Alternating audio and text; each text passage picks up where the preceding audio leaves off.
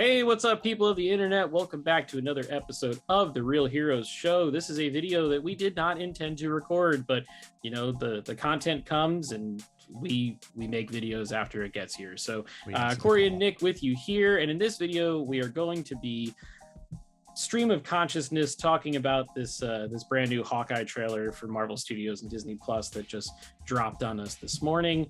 Nick, how are you on this lovely Monday afternoon?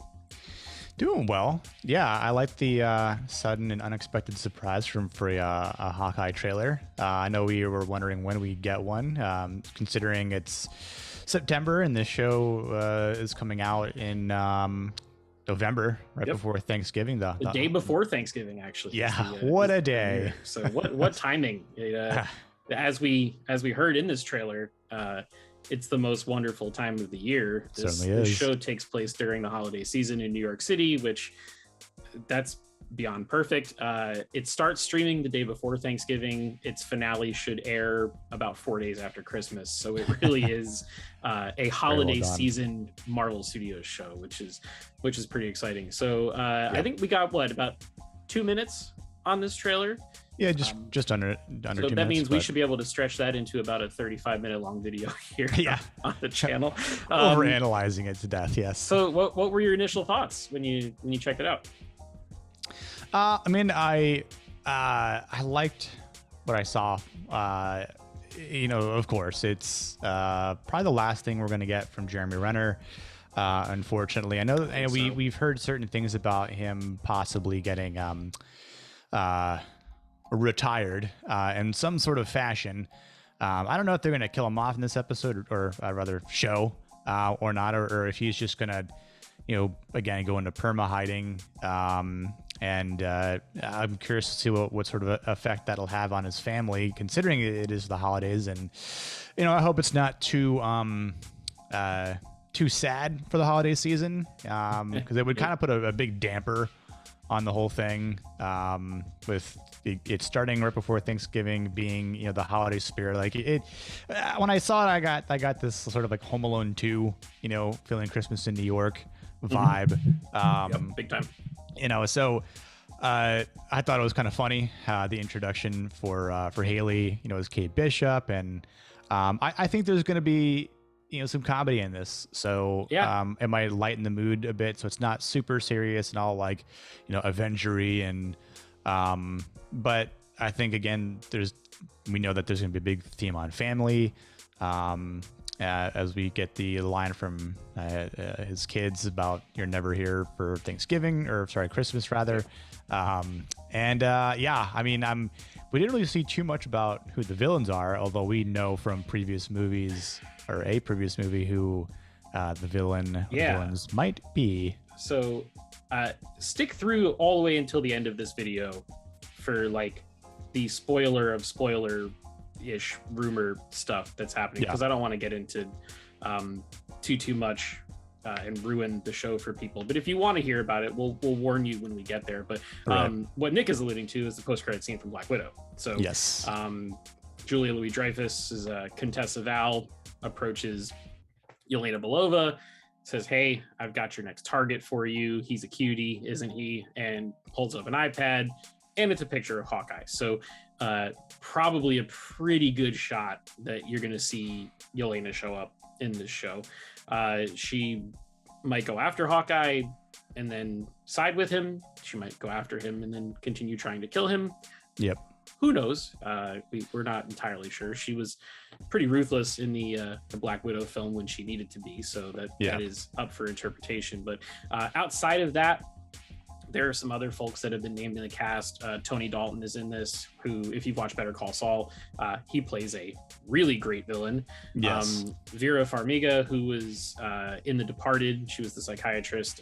She got a nice little photo. She's sipping on a glass of wine in this one. Something sounds villainous about her and the way she looks in the show. So we'll see there. Marvel Studios has kind of they've played coy with almost every single show they've done as to like who the true bad guy is, right? Like in WandaVision, we didn't find out that the real villain was Agatha all the way until the 7th or 8th episode of the show. Falcon and Winter Soldier was kind of the same way, because it was like, yeah, Zemo's there, but is he the bad guy, or the Flag Smasher's the bad guy? There was a lot of ambiguity there. And then Loki, we didn't meet He Remains / Kang until the very last episode of the show. So not shocking that they're kind of playing their cards close to the chest on the villain side of things, but they're able to sell these shows based off of just the lead characters, without even talking about villains, which is kind of a testament to how great these characters are from the comics. And it looks pretty obvious that this one's pulling from Matt Fraction's Hawkeye series. The font and the logo is almost identical. The heavy emphasis on purple, especially with Kate's suit and everything. And that's a great run of the comics. If you haven't read it, it really is. It's very, very good. One of the things I thought was interesting, I watched the trailer on my phone when I rolled out of bed this morning, and then I watched it again. Pro tip: if you go on your television on Disney Plus, you can watch these trailers in Dolby Vision and Dolby Atmos. So if you don't want to watch them on YouTube, that has not so great compression, sorry, platform that we're broadcasting on right now. But I went and watched it on my 65-inch TV, and you could see a lot more. The first time I watched it, I thought the clip at the beginning of the Ronin suit was Hawkeye back in the Ronin suit, and then when I watched it on my TV, I was like, oh no, that's Kate. So I think there's going to be some angle at the beginning here before they meet where maybe kind of like a Miss Marvel thing, where she's like a Hawkeye super fan and kind of cosplays as what he does. And then that's how they bump into each other, which is pretty fascinating stuff there. I like how she says that people have referred to her as the world's greatest archer. And he's like, let me guess, you're the one that says that about yourself, right? Something like that. But she does the cool little thing with the tennis ball that hits the bell and it shatters the tower, and there's some cool stuff in there. I love her costume. It's well done. It's really well done, and I think she's perfectly cast for the role. There were rumors, like, gosh, I want to say it's been almost like a year and a half or 2 years now at this point, where the rumor mill was churning, and it was just Kevin Feige wants Haley Steinfeld for Kate Bishop. And then it was like a couple weeks later, Haley Steinfeld will not be playing Kate Bishop due to scheduling conflicts with other stuff. And then all of a sudden, Kevin Feige, being the straight up gangster that he is, he gets what he wants. And here she is. Lo and behold, the other big show she does on television is the Emily Dickinson thing on Apple TV Plus. Guess what? The 3rd season of that show is its final season, and it's going off the air after it premieres in November of this year as well. So frees up some time for Haley to perhaps lead a Young Avengers team or show up in some more crossover type stuff. So who knows? Right? I always wonder what the conversations Kevin Feige has with other people about scheduling conflicts, like, because he seems like a nice guy, there's that episode of the Chef Show where it's like him, the Russo brothers, RDJ, Tom Holland, and like they're just chowing down, or obviously Roy's there as well, along with Favreau, right? Like, but they're just chowing down on food and just having a gay old time, and like, he just seems like the nicest guy, like a guy you'd want to have a glass of bourbon with. However, I imagine behind the scenes, he's probably like one of those guys who walks in and goes, free up her schedule now. Right. No.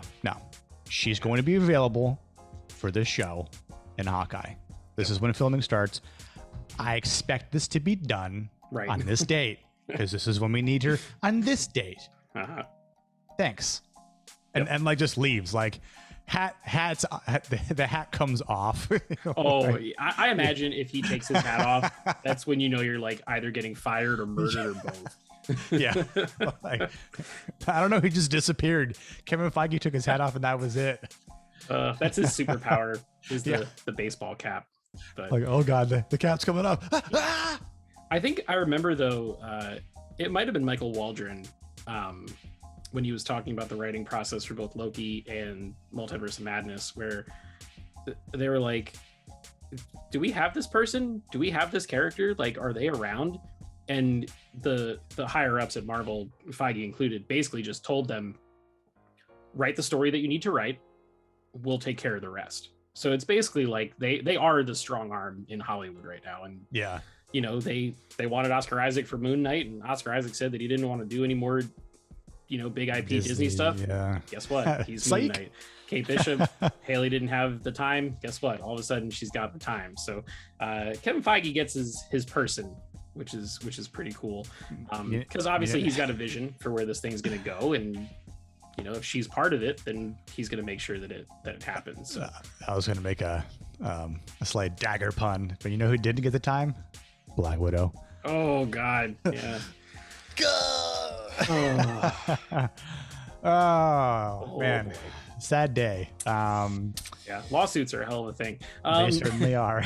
So I don't know about you, but I got a little bit of like a mob gangster vibe from this trailer. Yeah, it definitely has that feeling to it. Like there's certainly more to the show than meets the eye. You know, and again, we kind of see them fighting what looks like a mob, right? Yeah. Some people in a car, you know, they're chasing them and they're shooting arrows, arguing over which arrows to fire in the car. That's, you know, they're running. Not that one. Yeah, definitely not that one. Yeah, like honestly, I'm really looking forward to the chemistry that Haley and Jeremy have in this show, and it's six episodes, right? It's gonna be 6, yeah. So same format as we're used to, and unfortunately of the 2 prior Disney Plus shows. But again, I'm not trying to judge the show off a trailer, because we've done that before and we've been terribly misled. But we've gotten a lot better reaction of the show itself with Falcon and Winter Soldier, definitely Loki. Where do you think the show might compare to some of the other shows that we've gotten from Marvel? I would say, and this may be, a little bit out of left field, but I think that this show may end up being more like one of the Netflix series than the Disney Plus ones. The reason I say that is it takes place in New York City, right? Seemingly entirely, right? Every frame that we saw in this trailer happens in New York. Right. It involves 2 characters who do not have any actual superpowers, right? So it's going to have to be a little bit more grounded. Yeah. And even if the beginning antagonist is Yelena, she doesn't have any superpowers either. She's just an assassin. She's a hitman for hire, you know? So I think you might see something that might get a little bit more emotionally heavy. It might be a little bit more gritty in terms of its violence, because it has to make up for the fact that there are no super soldiers in this one. There's nobody skipping through time and space and using magic and bringing people back to life and all that other kind of stuff. So I think one of the things, I don't know, this is pure speculation. There's a scene where Jeremy Renner's Hawkeye has a little earpiece in his ear, and could be something, could be nothing. You know, the Avengers use earpieces quite often. However, in that Matt Fraction line of comics, Hawkeye loses his hearing. Right. And there is a character in this show, and you saw one shot of her in the trailer, who the hero name is Echo. And Echo is also deaf and is being played by a deaf actress, which is fantastic. I think that's super cool.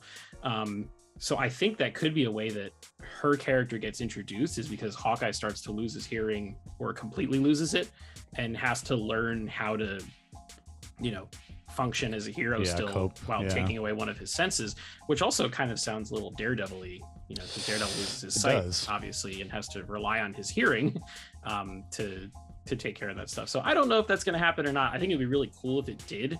And if instead of Hawkeye dying, that's what leads to him making his exit from the MCU, is, you know, he just retires because his body's starting to fail him and he wants to spend the rest of his time with his family, because obviously his family was his entire motivation in Avengers Endgame.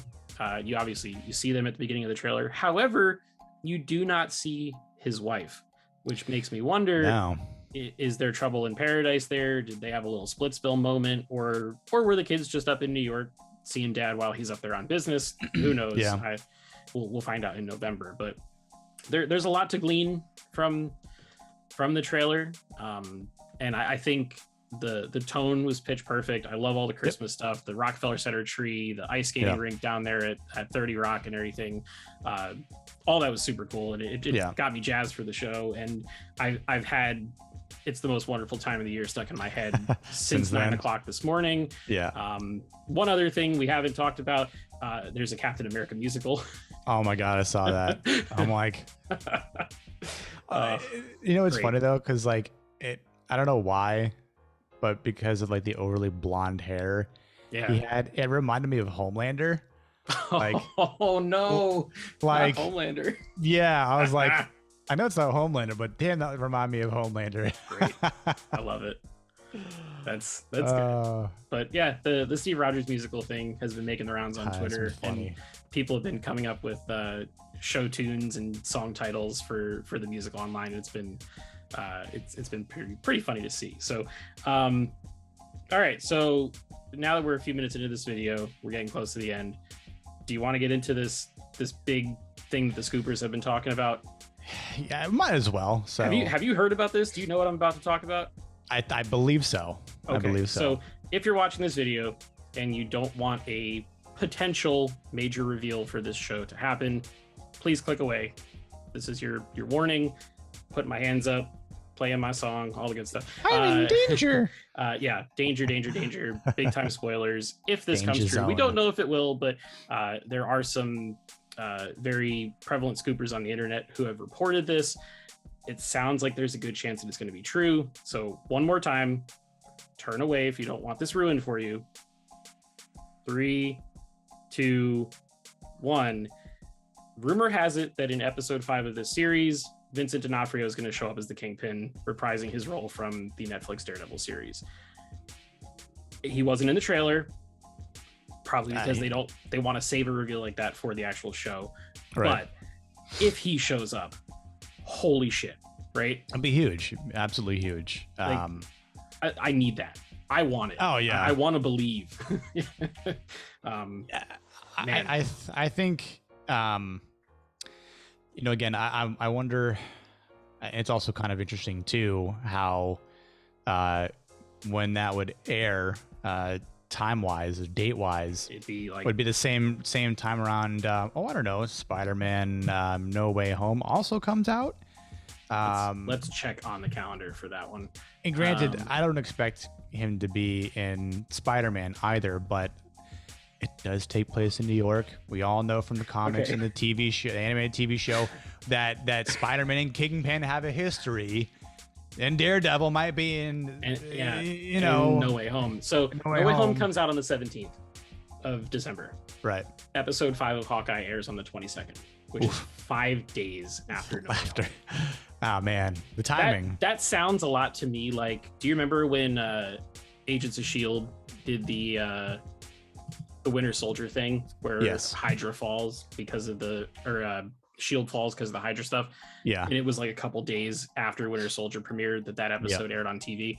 Yep. This feels a lot like it could be like that. So you imagine the 17th comes around, No Way Home comes out, blows everybody's mind. Matt Murdock shows up. There's multiple Spider-Men, multiverse breaks open. Again, this could be a multiverse thing, right? Because the Netflix stuff has always kind of been there, but hasn't really 100% been there, whatever. Right. And then in that 5th episode of Hawkeye, the true villain of the series is revealed, and it's Wilson fucking Fisk. To me, I know that the Kingpin has been done before in animated stuff, in the comics. Michael Clark Duncan played him in the Ben Affleck Daredevil movie that we don't talk about. But to me, D'Onofrio is Kingpin. He is Kingpin for me at this point. After those couple seasons of Daredevil, I would be so excited. Phenomenal character, phenomenal acting. Again, it would be perfect because this also adds a different element to Spider-Man comic book history that we haven't seen in live action. You know, I mean, Spider-Man and Fisk, man, they went at it multiple times over multiple things, and I mean, he's not to be overwhelmed or underestimated, rather, because you know he doesn't have any superpowers, but he does slam a guy's head in with a bowling ball and then slam a guy's head in with a car door, and he's strategic. You know, he's a smart guy. He's an evil genius, I guess, to some degree. But again, you know, how interesting would it be for him to be revealed in this movie, or rather show? We all wonder and contemplate about how it turns out after that, but maybe again there's something that brings Spider-Man to it, or you know, Daredevil with Matt Murdock, because you know, again, hey, maybe one place down the road we get a Daredevil Spider-Man team up where they're taking on Kingpin and Green Goblin. I mean, in the MCU, that'd be amazing. Love it. Absolutely amazing. Or we'll like the what are they called, the Spider Slayers? Oh yeah, you know, maybe Spider-Man's like, hey Daredevil, I need your help. Hey Punisher, hey John Bernthal, where you at? Yeah, Moon Knight can come into that, like a Midnight Suns thing, Ghost Rider, like there's a lot, man. So I'm so for it. Deadpool, possibilities of the future. Yeah, get Ryan Reynolds up in here. They have to bring him in at some point. He's just sitting in the on deck circle, man. Just like, you know what? It's funny because everyone's like waiting for the mutants and whatnot, but like, we know you got one. We got like and it's, I feel bad for Deadpool, because it's like you got your starting roster that's playing on the field, and you've got Deadpool on the bench as a bench warmer, going like, guys, I'm good. I can go in now. You own me. you guys are like dead and wounded and tired and broken. I can regenerate. I can't die. I can't die. I can have my limbs, you know, sliced off and grow back baby stuff.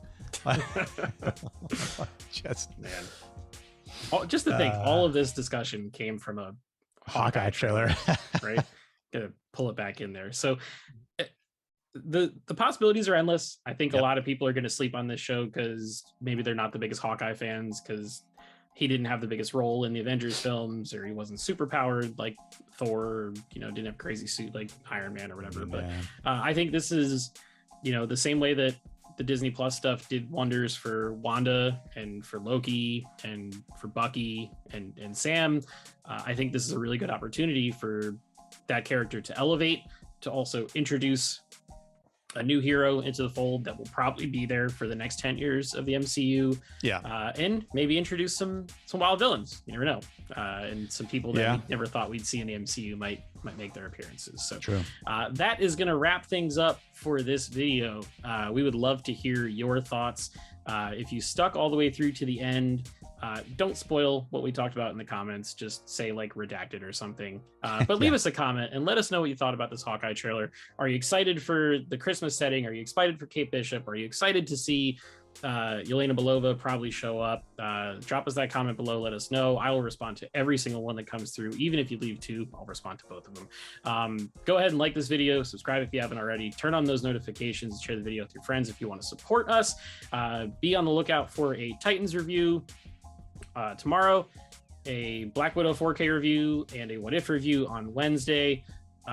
Nick is going to be recapping What Are You Up To episode 4 of C on Apple TV now. That's as far as we're at. And then we'll just repeat the cycle all over again next week with the 9th episode of Ted Lasso. So please stay tuned for all of those things and so much more. Until next time, we'll see you guys in the next video. Peace.